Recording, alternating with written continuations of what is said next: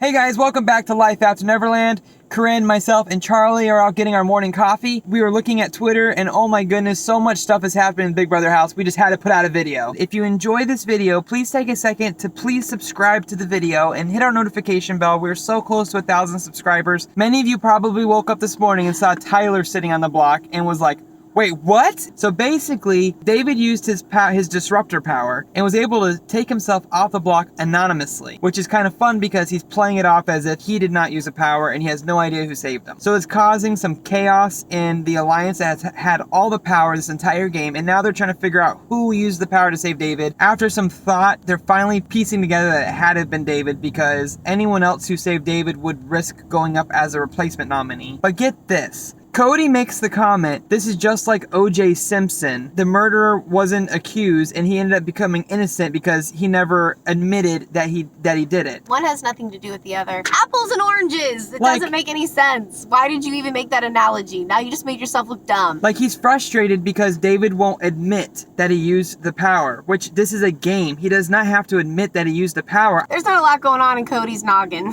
Even Nicole Franzel, who is just as bad as the rest of them, was like, what does that have to do with anything? Yeah. So a lot of Twitter fans are talking about David being super tight-lipped about the fact that he used the power, and I guess him and Kevin were talking, and Kevin was trying to ask him if he saved himself, and David would not admit that he saved himself. And Kevin is kind of David's last ally in the game. So a lot of Twitter fans are kind of curious as to why David wouldn't at least confide in Kevin. I'm torn on this. I see where David is going to have to trust someone to rebuild an alliance, but I don't know that I would give any information to Kevin because Kevin has kind of proven to not be great at keeping secrets so far this game. Like, what's going on in David's head? Emotionally, David must be struggling because he doesn't say much. He's quiet. He's a little bit awkward. What the hell is going on in David's head? It would be interesting if we did see the one player that everybody thinks sucks at this game make it all the way to the very, very end. And that is something else that's being said on Twitter right now is everyone's like, who would have thought at the beginning of BB All-Stars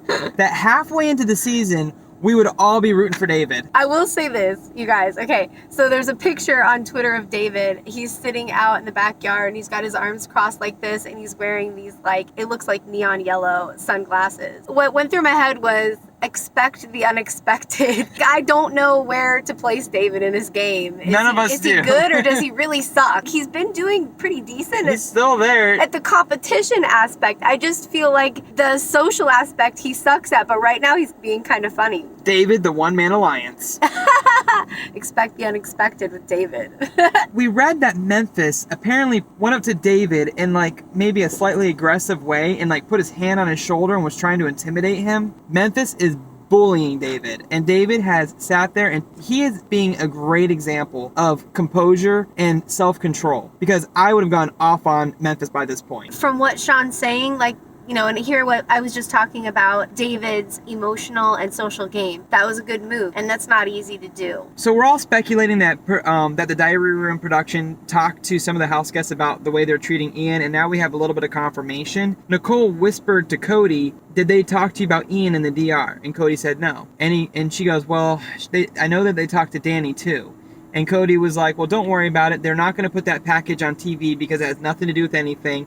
And the people who are watching it, they might have like felt a certain way about it, and we can handle that when we get out of the game. What's funny about that conversation is Nicole has no idea that all of her sponsors have dropped her. It's such a weird thing because Nicole was a part of a conversation that she didn't start. The thing is that she could have said something. She could have been classy about it. She didn't have to be like scoldy with them. She could have just said, hey, you guys, we don't know what Ian struggles with. You can't be friends with Ian and talk about how much you support him and defend him, but then when someone's making fun of him behind his back, she did not nervously chuckle. She didn't nervously laugh. She was belly laughing. You know, I went through a lot of this when I was a kid. When a bully was bullying me, it didn't shock me. But what hurt my feelings is when I saw all the people who were laughing with the bully. And that always hurt me more than the guy who was actually treating me like crap. So if you're belly laughing when someone's being bullied, you're just as guilty. And especially if you're being two-faced about it and going and being nice to Ian later on in the day and acting like you support him. Look, there's different types of people. You know, there's the people that are prickly like Memphis, and then there's people that stick their head in the sand. And I don't think one or the other is any better. So back to the game, we have Kevin and we have Tyler on the block. All of America is rooting for Kevin right now. We all want to see him pull out the veto win because Danny is going to have to eat one of her own. She's going to have to put up 4 nominations in one head of household, which is pretty funny. Cody's trying so hard to convince her to put up Day. And she's like, why? I'm not putting up Day. I have 0 reason to put up Day. She's not great at competitions.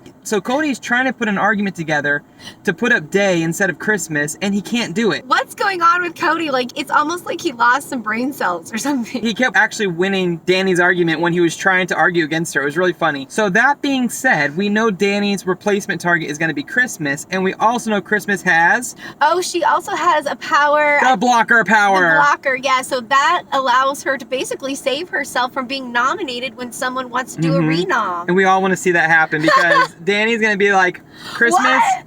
take the seat. And Christmas is going to be like, you know what? I'm not going to do that. And then on the spot, Danny's going to have to pick a 4th nominee, which at this point will have to be Ian. And the last thing I want to talk about before we wrap this up is Tyler. Okay, last week Tyler is crying and wants to go home. This week he's mad because he might go home on a twist. Like, the dude is all over the place. And then he makes a comment. I try to like Tyler. Even on the edits that we saw on TV, they really painted Tyler up to be a real sensitive, compassionate guy. But then he made a comment right after Cody made the O.J. Simpson comment. He goes, yeah, David did murder someone. He murdered me. Are you accusing David of murdering you because he saved himself from the block? He didn't betray Tyler.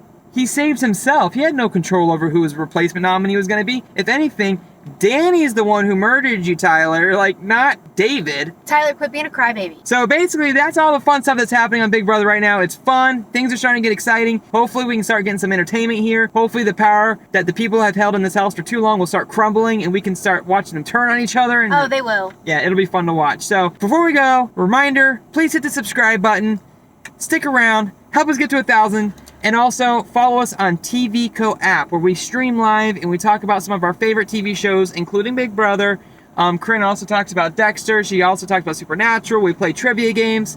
So follow us on the TVCO. This is our name. Yeah, you guys can actually hang out with us. It's fun. It's a get-to-know-you moment, okay? Get to know ya. Peace out, guys. Have a great weekend. We'll see you next time on Life After Neverland. BB Talks. See you Monday.